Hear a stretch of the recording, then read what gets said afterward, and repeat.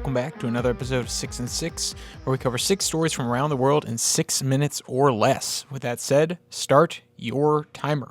We begin today in Australia, where chlamydia is outbreaking in the koala community and has left the population decimated. From BBC, quote, land clearing and urbanization are leaving the marsupials hungry and homeless, while natural disasters are drowning or cooking them en masse. Quote, but it's the chlamydia that shot up tremendously, almost exponentially, said Dr. Pine. Some groups say as few as 50,000 of the animals are left in the wild, and the species is officially listed as endangered on most of the eastern seaboard. There are now fears that the animals will be extinct in some states within a generation, end quote.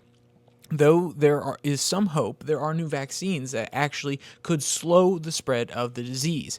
But both the viable vaccines have not gotten approval from the federal regulators in Australia, tying the hands of conservationists and animal clinics alike.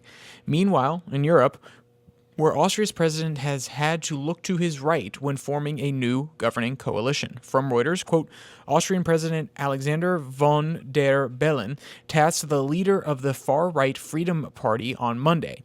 The announcement marks a dramatic reversal for the president, a former leader of the left-wing Greens, who has long been critical of the FPO and has clashed with its leader, Herbert Keckel. The Eurosceptic Russia-friendly FPO won last September's primary parliamentary election with 29% of the vote, and will now enter talks with the only potential partner, the Conservative People's Party, OVP.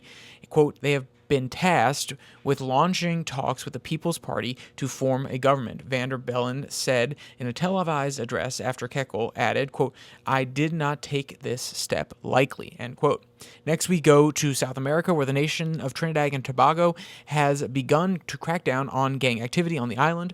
This comes in a year where they plan to have an election in August and one of the largest Carnival celebrations this coming year in March. From BBC, quote, President Christine Carla Calongo issued the declaration on the advice of Prime Minister Keith Rowley, who had been under growing pressure to take action over the worsening crime figures. The Twin Island Republic has one of the highest homicide rates in Latin America and the Caribbean, with a record murder tally of more than 620 this year so far in a population of 1.5 million people.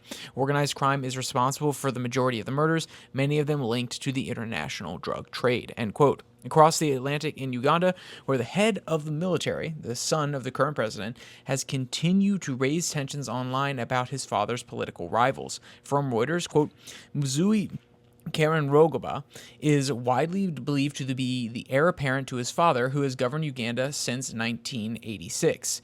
Kainerugaba routinely makes inflammatory posts on social media, including a threat in 2022 to invade neighboring Kenya. Kainerugaba later apologized for the threat and sometimes says that certain posts are meant ironically. In a post on X on Sunday evening, Kainerugaba said his father, whom he referred to as the honorific Meze, was the only person protecting the opposition leader, Bobi Wine, from him. Quote, if Meze were not there, I would cut off his head today, Kainerugaba posted, end quote. Next, we turn to North America, where Canadian Prime Minister Justin Trudeau has effectively tenured his resignation before this year's election. From BBC, quote, Canadian Prime Minister Justin Trudeau has announced his resignation as party leader and will leave the office of Prime Minister once a new leader for the ruling Liberal Party is chosen. Trudeau said, quote, this country deserves a real choice at the next election, adding that internal battles in the party had made it impossible for him to face off against his political rivals.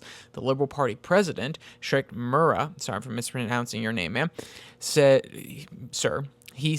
they will convene a meeting of the National Board this week to select a new leader, end quote. And we finish today in Asia, where Indonesia has finally taken up its place in the economics coalition known as BRICS. From Reuters, quote, Indonesia is formally joining BRICS as a full member, further expanding the group of major emerging economies that also includes Russia, India, China, and South Africa. Indonesia, the world's fourth most populous nation, had previously expressed its desire to join the group as a means of strengthening emerging countries and furthering the interests of the so-called Global South. Brazil, which holds the bloc's presidency in 2025, said the member states approved Indonesia's entry by consensus as part of an expansion push initially approved at the bloc's 2023 summit in Johannesburg, end quote. And if you want to check out any of today's stories, all the links will be in the description below that like and subscribe button. You can also find the link to the podcast on Spotify, Pocket Cast, Podvine. And if you want to hear more American-centric news and have a little bit longer format, anywhere from 10 to 30 minutes, you can come listen to Daily Flip over here at the YouTube channel or on this exact same RSS feed. And if you want to check out the Twitter handle, it's at Your Daily Flip, where I post links to all of these different podcasts that come out so that you can just easily access it there. If you follow there, you'll get a link directly to the YouTube channel every single day when these stuff come out. So with all that said, there's only one more thing to say. Stay safe, don't die.